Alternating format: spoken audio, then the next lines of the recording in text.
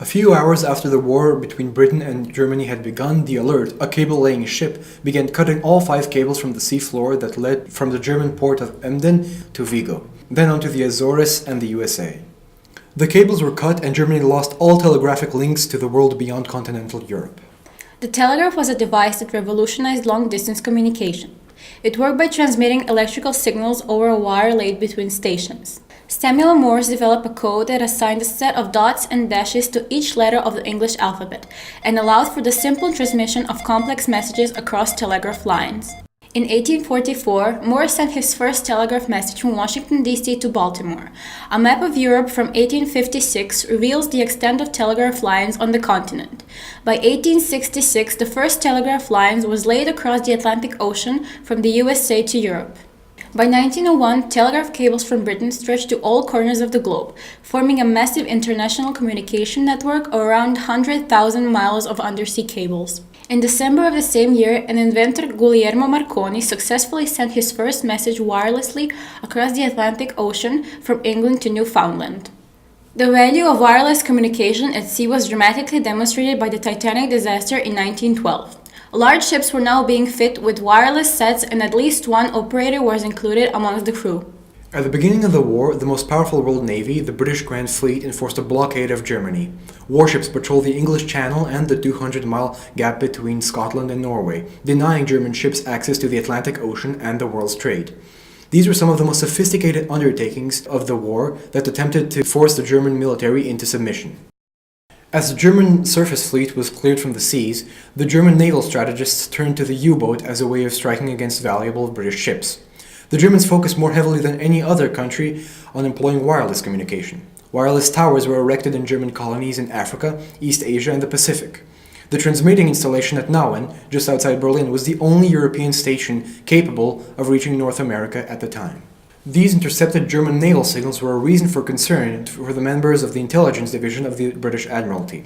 Hundreds of messages containing rows of meaningless letters and numbers were arriving daily at the Admiralty, which prompted the assembly of a team settled in Room 40 that would try to decrypt these messages. Y stations were set up to intercept the signals. They collected radio traffic and then dispatched them to Room 40 for processing. For 3 months, the experts at Room 40 could not make sense of the intercepted messages. Then they had a stroke of luck. The first of those occurred on August 26th, when a German light cruiser, the SMS Magdeburg, got beached on the Estonian coast while sifting through a thick fog. It was paired with another light cruiser, which then tried to pull the Magdeburg back into deeper water. However, before it could do that, 2 Russian cruisers appeared and captured the Magdeburg. This was done so swiftly that the captain of the Magdeburg didn't have time to destroy the German codebooks. The Russians were able to recover 2 copies of the signal book of the Imperial Navy. They understood the significance of their discovery and sent one of the books to the Admiralty in London. The book contained over 300,000 3-letter codes, each one referring to a plain language word. Another codebook, the Handelsschiffsverkehrsbuch, was provided by the Royal Australian Navy, which it had taken from a German merchant ship passing through Melbourne Harbour. These codebooks aided the crew of Room 40 immensely in that they gave a notion of how the German encoded their messages. With this new knowledge, Room 40 was able to crack other German codes very soon and eavesdrop the radio traffic. One of the greater discoveries was the Germans' attempt to destabilize the British Empire by appealing to millions of Muslims in India, North Africa, and the Far East to rally against the British, which never materialized. Another success of the Room 40 was the uncovering of the spying and sabotage that the German government had unleashed on the United States soon after the war broke out in Europe. It was the Room 40 that famously took on and cracked Zimmermann's code. After the bloody trench battles in northern France and Belgium in 1916, German military made a decision to bring Britain to its knees by a campaign waged not on land but at sea, and directed not against the British fleet but against merchant shipping, neutral as well as allied.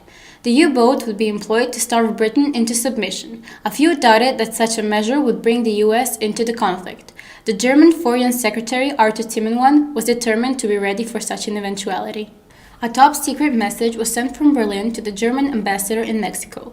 Germany offered, if the war with the US broke out, money to the Mexican president Venustiano Carranza and consent for Mexico to regain the states of Texas, New Mexico, and Arizona, which had been conquered by the US in the War of 1946-1948 with Mexico. The telegram was encrypted in 0075 code, which had been used since 1915 in some posts in Europe. Codebook 0075 was sent to Washington in November 1916 by the U-boat Deutschland, but not to Mexico.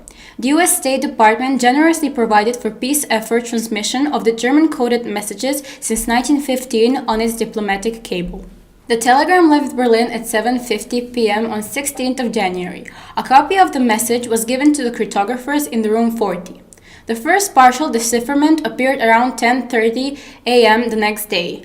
On 19th of January 1917, at the German embassy in Washington, a crowd of 7 clerks encrypted the telegram in 13040 code, which was older and well known for the experts in room 40. The British embassy in Mexico City had a source inside the local telegraph office, and a month later an acquired copy was sent to London.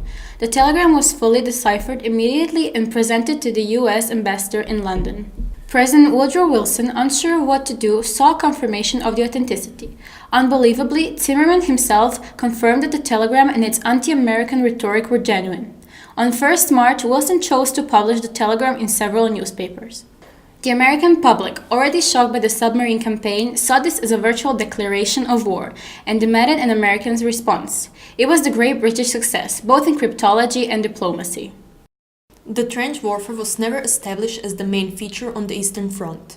The length of the Eastern battlefield was more than double than that on the West. There were many more guns and men per meter on the West. Roads and railways were markedly inferior in the East. The consequence was that the Eastern Front saw more battles of maneuver than the Western. All that made the wireless extensively used as means of communication. Russian and ciphered military messages were regularly cracked, which contributed substantially to the Central Powers' victories on the East. Russian cryptologists used a version of Vigenère cipher. Ciphers are algorithms for performing encryption and decryption. There is a difference between ciphers and codes. Codes substitute a whole word with new characters whose meaning can be revealed only with the use of codebooks, while a cipher usually depends on a piece of auxiliary information, called a key or sometimes cryptovariable. A key must be selected before using a cipher to encrypt a message. To illustrate this, if there was a message with the order, demolish the breach, and if the keyword was orange, then the strings from the word orange would be written exactly under every string from the message. With help of the Vigenère cipher, the combination of those letters can be searched in a table and decrypted.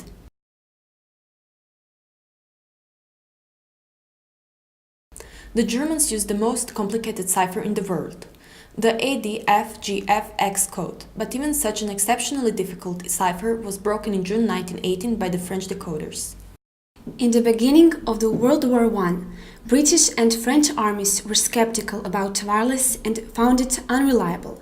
So they searched for secure methods of communication and started communicating through telephone. Unfortunately for them, in early 1915, Germans invented a listening device called the Morse sets that could eavesdrop on elite phone activity.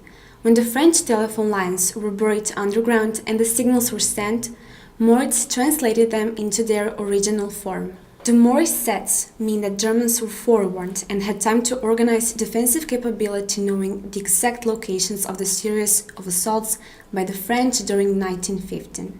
Brigadier General John Carteris noticed how the Germans clearly had some source of information. On the 23rd July, during the Battle of Somme, General Staff noted that there was clear evidence that the German system of overhearing was being used. It was discovered that the Germans had acquired a complete copy of the operational orders of the British Corps. On the October of 1915 appeared the manual, The Indiscreet Use of Telephones, but it was too late. The Morse sets were still able to identify 70% of British units deployed over the course of battle. The ultimate solution to this problem came in the end of 1915 when Captain A.C. Fuller invented Fullerphone, which main feature was that the transmissions were practically immune from overhearing. At the outbreak of the war, many nations had a weak or fledgling national intelligence community. European governments maintained trained intelligence forces, but central agencies which would process information were still in their infancy. Many times information provided by intelligence services was wasted or misinterpreted. The interception and decoding of information remained crucial for the Second World War and later the Cold War. The techniques used by intelligence today, such as electronic bugging, spy satellites, and computers, are the basis of surveillance society we live in.